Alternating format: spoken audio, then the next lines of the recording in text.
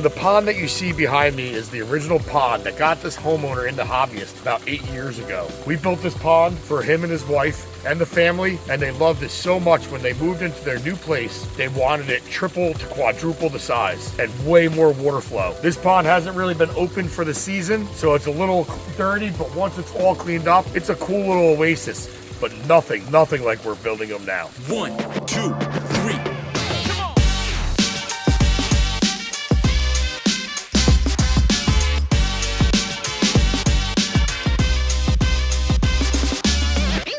Hey, what's up everyone? It's Tim here from Garden State Koi, and we're back at the job site in Monroe, New York, and we're super excited to get this 2023 season started. It's March 20th, and myself and a couple of new teammates, plus Raphael, are here to finish up this project this week. Enrique's out with the other guys working on a new project, and the 5 maintenance teams, they're all over the place, and they're doing maintenance all over the tri-state area, opening ponds, and getting waterfalls ready for the upcoming season. So make sure you go check out some of those maintenance videos on our YouTube channel. As you can see, winter has left us with a mess. Some water we just drained down the pond, removed a lot of ice and leaf debris. And then right now up here, we're working on the new area, the waterfall, which we're gonna try to finish over the next 2 days. Great early start, March 20th, 2023. We're back in Monroe. Sometime this afternoon, we'll have a larger machine showing up. But before that gets here, we have a lot of cleanup to do. So to reach some of the faraway spots up on the hillside, we needed to get the big boy back in. Right now, we're gonna be setting our first rock in the waterfall there. Raphael's just explaining to the new people what we got going on. So that boulder's gonna actually come up, go right into this little crevasse, and that's gonna start our spillway for this upper waterfall. This over here, we might have one straight drop, and then this one here will have like 2 drops. We'll see what goes on. It's a real puzzle when you're working with these rocks. So let's take a quick look at this waterfall here. We're about to unstrap this boulder, but one thing that's gonna be really neat about this is that rock is sitting level right there. Water will be able to come over this big frame boulder, which is actually ginormous. You can really see the size of the boulders compared to Desiderio. Another cool thing right here is that this rock here is cut out perfectly, where that water could come right over and wash right through there. We'll eventually set that rock and that rock's height at the same point, and the water rushing down this stream here, splitting around this big boulder, is gonna sure look awesome. So remember I said we had to bring the big boy in. That was because we have to set some rock on this upper terrace,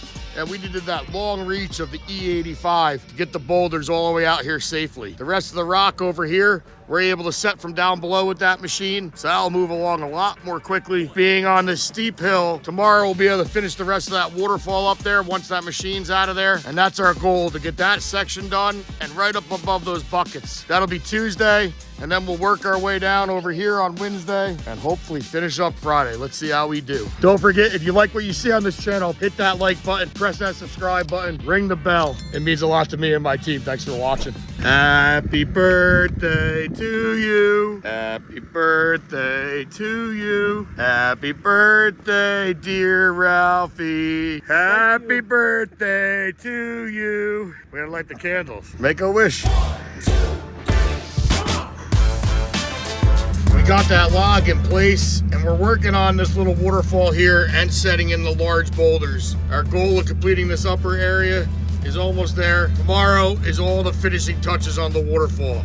That's when we'll start tucking all this liner, adding foam. Right now, Raphael is trying to level that rock right there.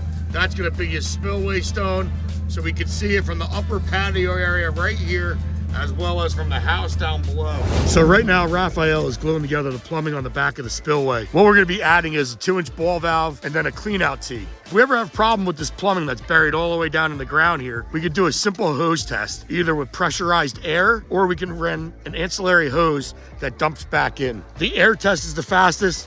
Only takes a couple of minutes to tell if there's a hole in the pipe, but it's great to have a little access area behind these aquascape spillways. When it's all complete, it'll look something like this with an irrigation box on top. That plug will be able to be removed, and you could put a pressure gauge in there, and then down below, fill the pipe up with air. We install these on the back of every spillway, whether it's a pond, a pondless waterfall, or a fountainscape. So today we're finishing up the top section here with the spillway boxes, as well as the upper stream area, with hopes to get in the big piece of bluestone. It's in the truck right now. It's a 3-foot by 8-foot slab of bluestone, and that's gonna allow the decks of the house, they might even be changing it to a patio, to come right up to that water's edge right there. In front of me here, you can see a wetland vault cover. That is the clean out port for the large filter that's in here. And that's why we're having spillways up above. The main filter system here is going to be this large wetland that we have in the middle of the stream to keep this pond crystal clear. So we're prepping to get the bluestone in the pond here. Raphael just came in with the skid steer with some 3/4 inch gravel. This is going to be the backfill behind the stone.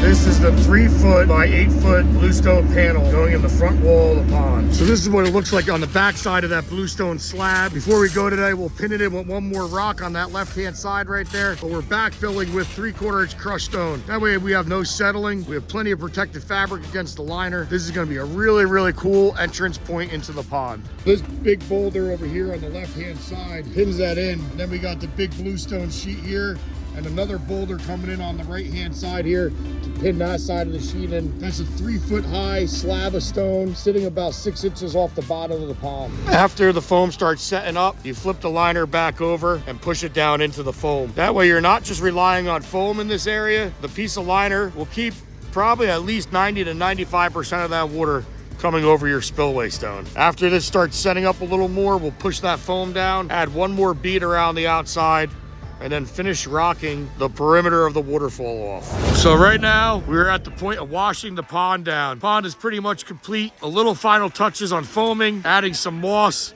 and we're moving over to there where we're gonna be putting a staircase in and the upper patio area for a fire pit. That'll give you great views of the upper waterfall from that direction, but we cannot wait to fire this thing up. Another thing we need to complete is the lighting. So we have some lights placed throughout the pond and waterfall, and you can see right here in front of me, the lead wire is coming out from the light, and we need to connect these all together back to a 12-volt transformer. First thing we did this morning is continue filling the pond. We have a little more to go. It's got to go up to the top of that flat rock right there. Once it gets to the top of that flat rock, the pond will be totally full, and we'll be able to turn the waterfall on. We already filled the wetland up above. We are excited to see this run this afternoon.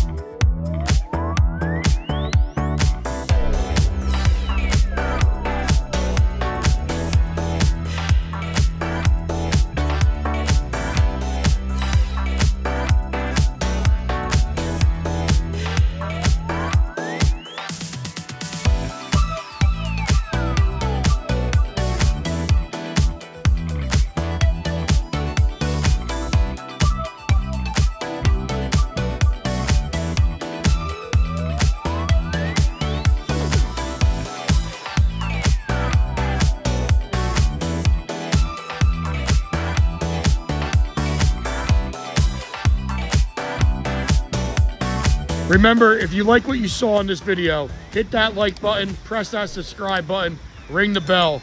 It means a lot to me and my team here at Garden State Koi. Tune in to next week for another vlog. Thanks for watching. Before we moved on to the original project right now. Yeah, I screwed it all up now. Now I'm gonna think about it too much. Yeah. All right.